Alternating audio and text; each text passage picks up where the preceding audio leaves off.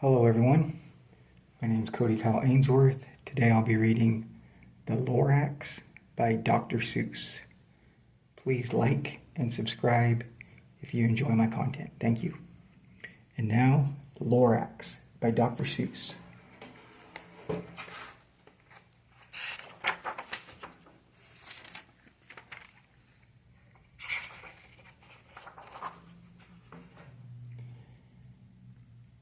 At the far end of town, where the grickle grass grows, and the wind smells slow and sour when it blows, and no birds ever sing excepting old crows, is the street of the lifted Lorax.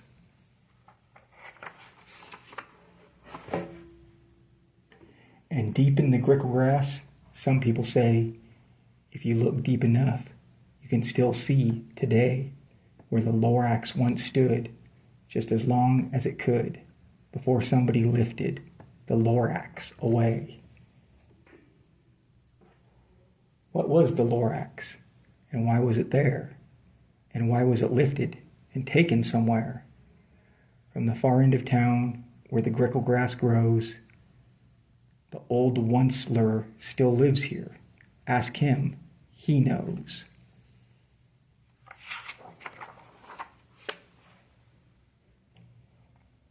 You won't see the onceler. Don't knock at his door. He stays in his lurkum on top of his store. He lurks in his lurkum, cold under the roof, where he makes his own clothes out of muffered moof. And on special dank midnights in August, he peeks out of the shutters. And sometimes he speaks and tells how the Lorax was lifted away. He'll tell you perhaps if you're willing to pay.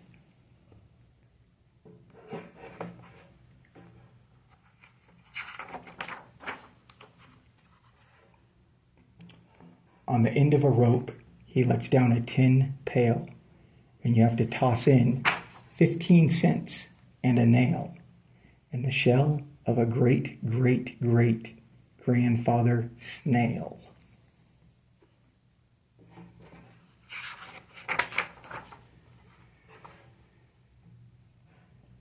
Then he pulls up the pail, makes a most careful count to see if you've paid him the proper amount. Then he hides what you paid him away in his snoove, his secret strange hole, in his groovalous glove. Then he grunts, I will call you by whisper ma phone, for the secrets I tell are for your ears alone.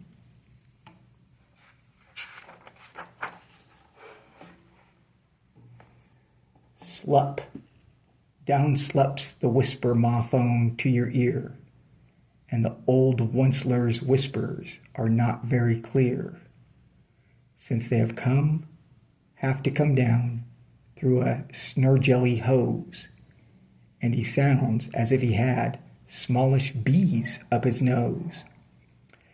Now I'll tell you, he says, with his teeth sounding gray, how the Lorax got lifted and taken away. It all started way back, such a long, long time back.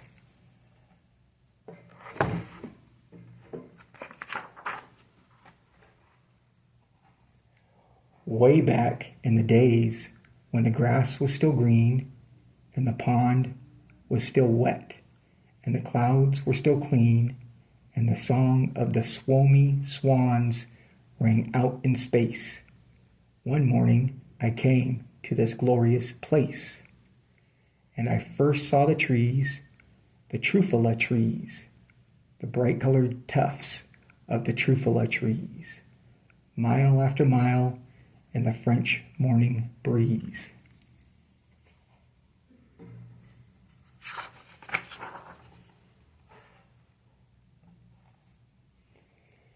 And under the trees I saw brown barbaloots frisking about in their barbaloot suits as they played in the shade and ate trufala fruits.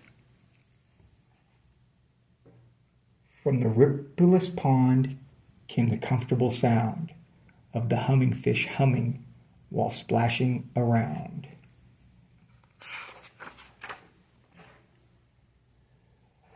But those trees, those trufula trees, all my life I'd been searching for trees such as these. The touch of their tufts was much softer than silk, and they had the sweet smell of fresh butterfly milk.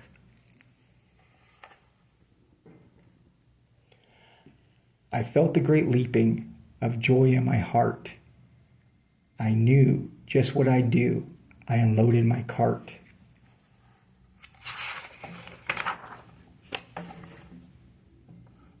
In no time at all, I had built a small shop.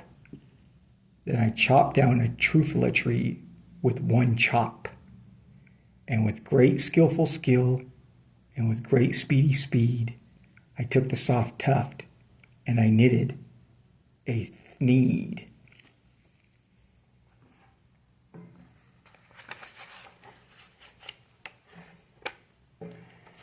The instant I'd finished, I heard a gazump. I looked. I saw something pop out of the stump of the tree I chopped down. It was sort of a man. Describe him. That's hard. I don't know if I can. He was shortish and oldish and brownish and mossy, and he spoke with a voice that was sharpish and bossy.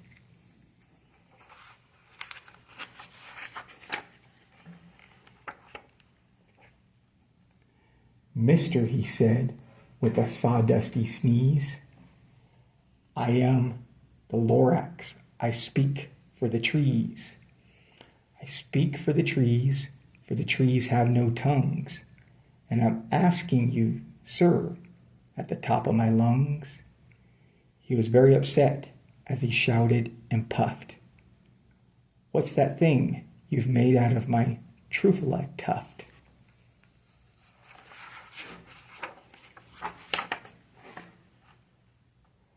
Look, Lorax, I said, there's no cause for alarm. I chopped just one tree. I am doing no harm. I am being quite useful. This thing is a thneed. A thneed's a fine something that all people need. It's a shirt, it's a sock, it's a glove, it's a hat. But it has other uses. Yes, far beyond that. You can use it for carpets, for pillows, for sheets, or curtains or covers for bicycle seats. The Lorax said, Sir, you are crazy with greed. There is no one on earth that would buy that fool thneed.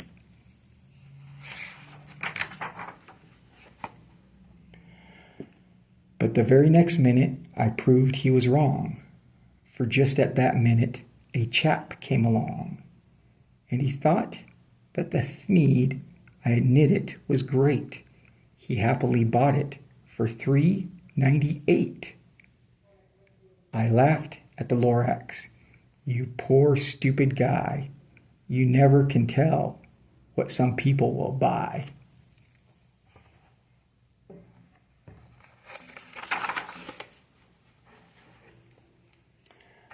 I repeat, cried the Lorax, I speak for the trees.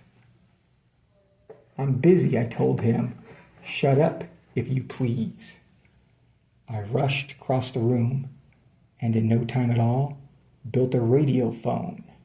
I put in a quick call. I called on my brothers and uncles and aunts, and I said, listen here. Here's a wonderful chance for the whole Onceler family to get mighty rich. Get over here fast. Take the road to North Niche. Turn left at Weehawken, sharp right at South Stitch.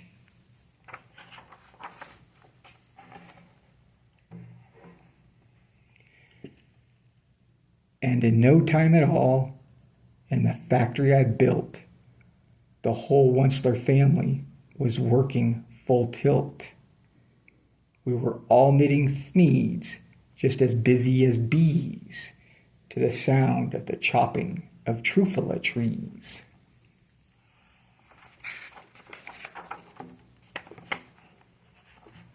Then, oh baby, oh, how my business did grow. Now chopping one tree at a time was too slow. So I quickly invented my super axe hacker, which whacked off 4 truffula trees at one smacker. We were making thneeds 4 times as fast as before, and that Lorax, he didn't show up anymore.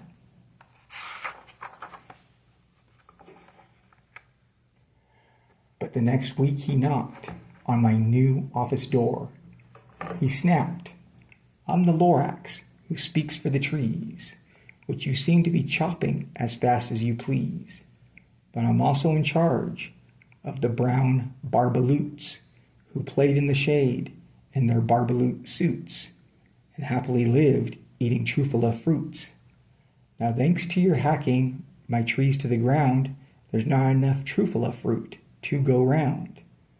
And my poor barbaloots are all getting the crummies because they have gas and no food in their tummies." They loved living here, but I can't let them stay. They'll have to find food, and I hope that they may. "Good luck, boys," he cried, and he sent them away. I, the Onceler, felt sad as I watched them all go, but business is business, and business must grow, regardless of crummies and tummies, you know.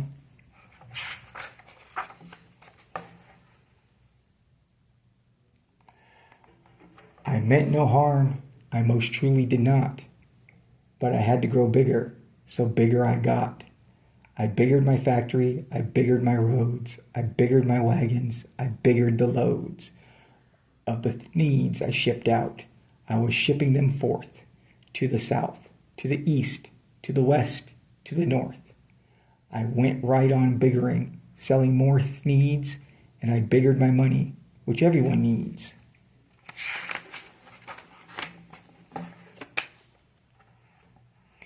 Then again he came back. I was fixing some pipes when that old nuisance Lorax came back with more gripes. "I am the Lorax," he coughed and he whiffed, he sneezed and he snuffled, he snargled, he sniffed. "Onceler," he cried with a crufulous croak, "Onceler, you're making such smogulous smoke. My poor swammy swans, why they can't sing a note. No one can sing who has smog in his throat."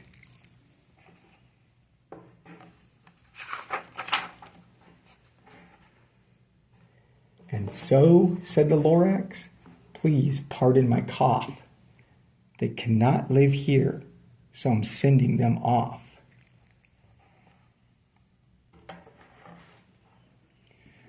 Where will they go? I don't hopefully know. They may have to fly for a month or a year to escape from the smog you've smogged up around here.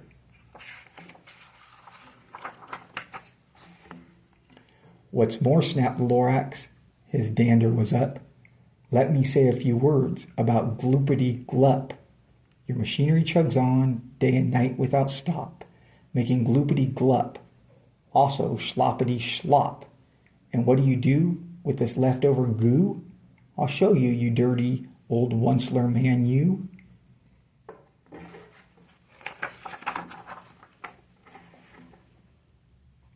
"You're glumping the pool where the humming fish hummed. No more can they hum, for their gills are all gummed. So I'm sending them off. Oh, their future is dreary. They'll walk on their fins and get woefully weary, in search of some water that isn't so smeary." And then I got mad. I got terribly mad. I yelled at Lorax, "Now listen here, Dad. All you do is yap yap and say bad, bad, bad, bad. Well, I have my rights, sir, I'm telling you, I intend to go on doing just what I do. And for your information, you Lorax, I'm figuring on biggering and biggering and biggering and biggering, turning more trees into thneeds, which everyone needs.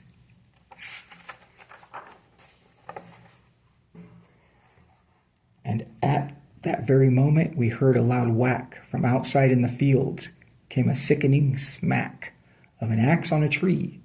Then we heard the tree fall, the very last Trufala tree of them all.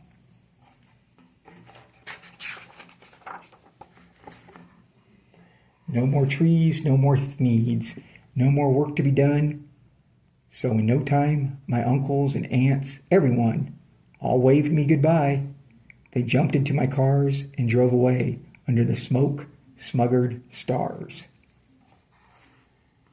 Now all was left neath the bad-smelling sky was my big empty factory, the Lorax and I. The Lorax said nothing, just gave me a glance, just gave me a very sad backward glance. And he lifted himself by the seat of his pants. And I'll never forget the grim look on his face when he heisted himself and took leave of this place through a hole in the smog without leaving a trace.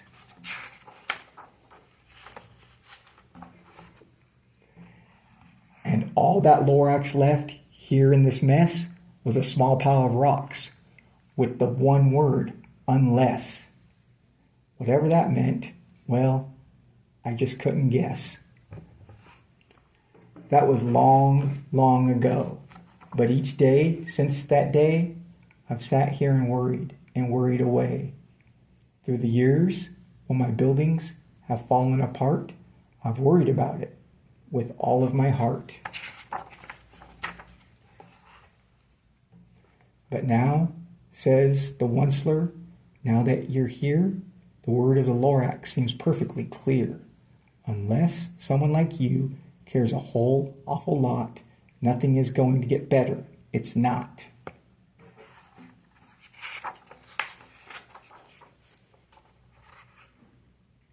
So, catch, calls the Onceler. He lets something fall. It's a Trufala seed. It's the last one of all. You're in charge of the last of the Trufala seeds. And Trufala trees are what everyone needs. Plant a new Trufala, treat it with care, give it clean water, and feed it fresh air. Grow a forest, protect it from axes that hack. Then the Lorax and all of his friends may come back. Thank you very much. That was the Lorax by Dr. Seuss. Have a great day.